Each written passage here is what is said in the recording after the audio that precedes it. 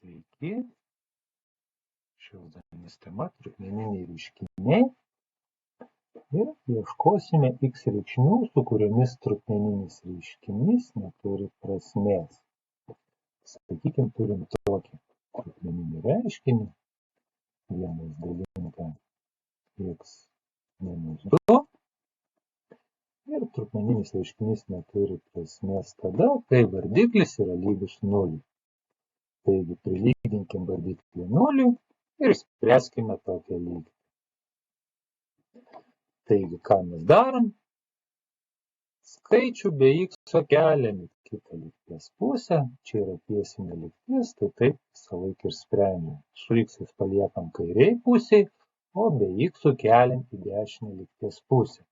Ir keičiam ženklą. Čia yra minus 2, tai bus plus 2. X lygu 0 plus 2 yra 2. Ir išspręsta atsakymas x yra lygu 2. Sakykime, turim kitą reiškinį x kvadratu minus 9 dalinta 3x minus 4.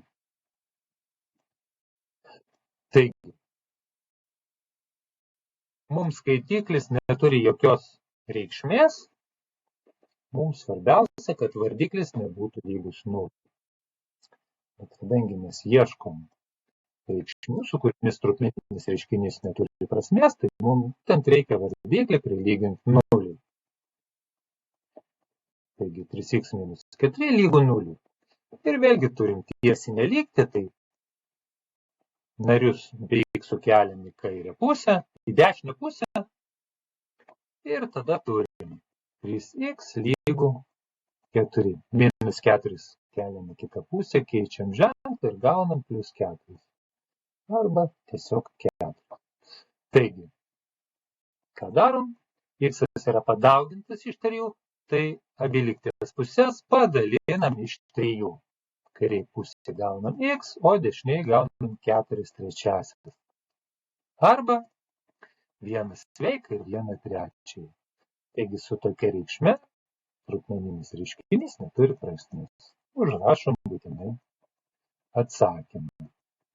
X lygu 1 sveikas ir 1/3.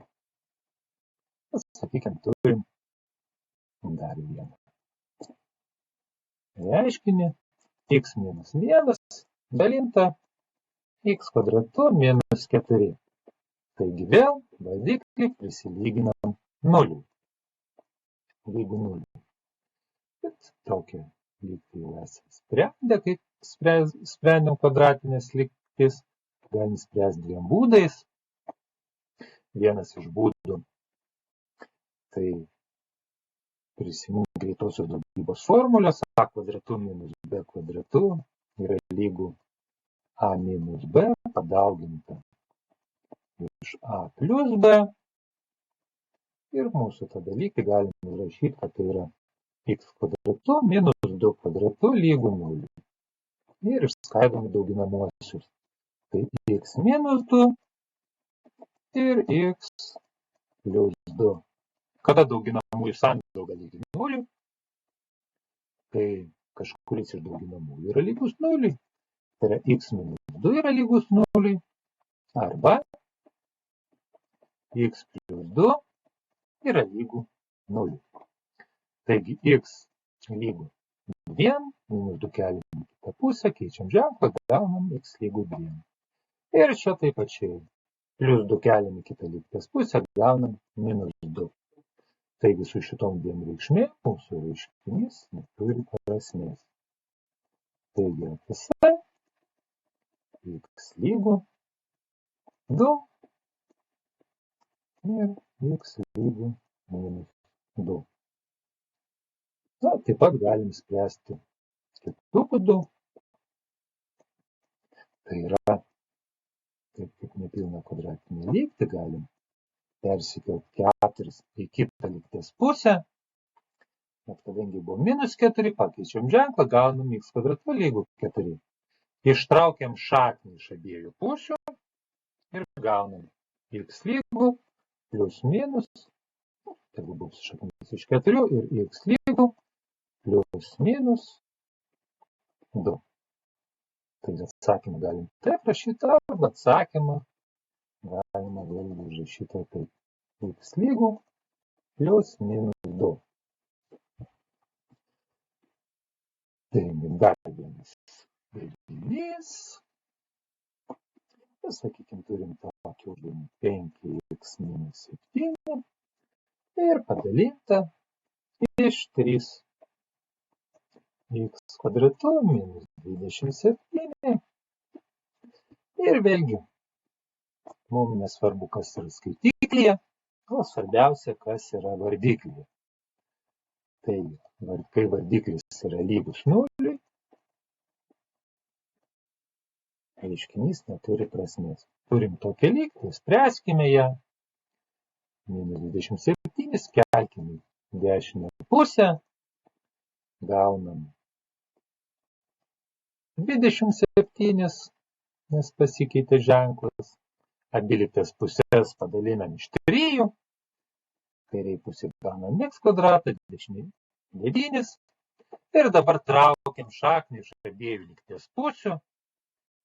Kairiai gaunam x, o dešiniai gaunam plus minus 3. Taigi atsakymas yra x lygu plus minus 3.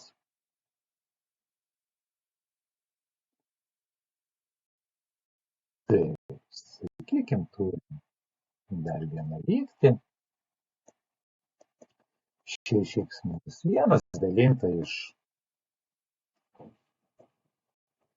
9x minus 3x kvadratu. Ir vėlgi mums nesvarbu, visiškai nesvarbu, kas yra skaitiklyje. Svarbiausia, kad vardiklis nebūtų lygus 0. O kai jis lygus 0, tai mūsų trupmeninis reiškinys neturi prasmės. Taigi, turim vėlgi nepilną kvadratinę lygtį. Iškelkim prie skliaustus tai, kas yra bendro kiekviename naryje. Tai aš matau 9 dalinasi iš 3, vadinasi galim iškelti 3, abiejose nariuose yra po x, vadinasi ir x galiu iškelti. Ir dabar skliaustuose užrašom tai, kas liko neiškelta. Tai iš 9x liko neiškeltas 3, nes 3x kart 3 yra 9x. Toliau minusas, kas lieka, kai iškeliam 3x iš 3x kvadrato.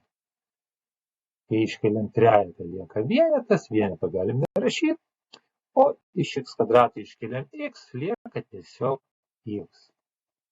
Ir turim sandaugą.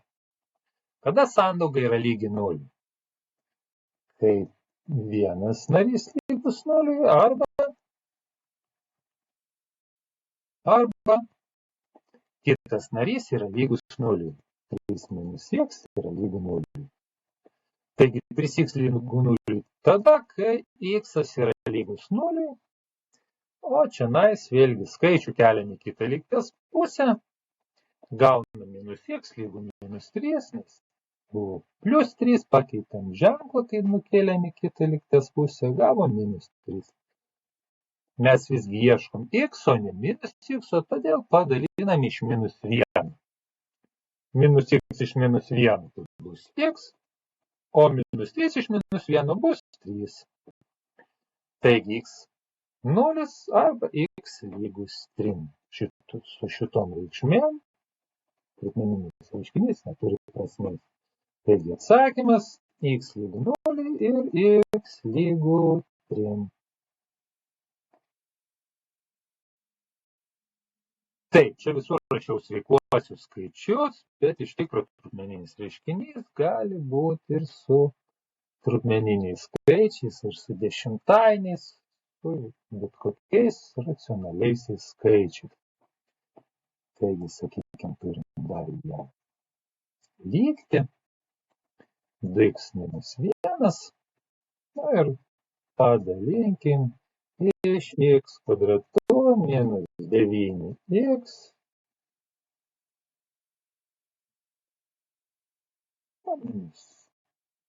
plius 4.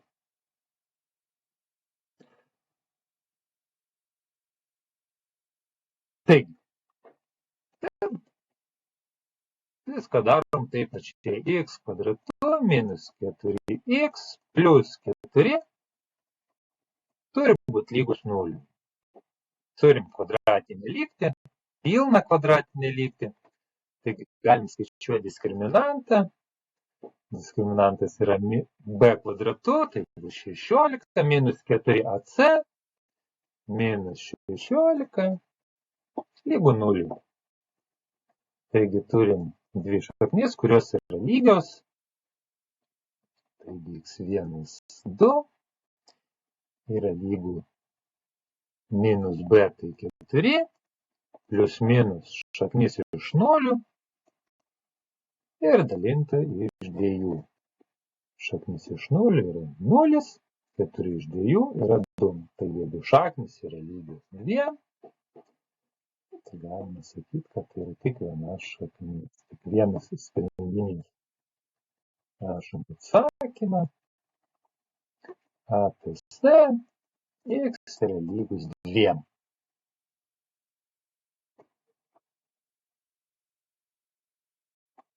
Tai tiek. Ačiū. Iki.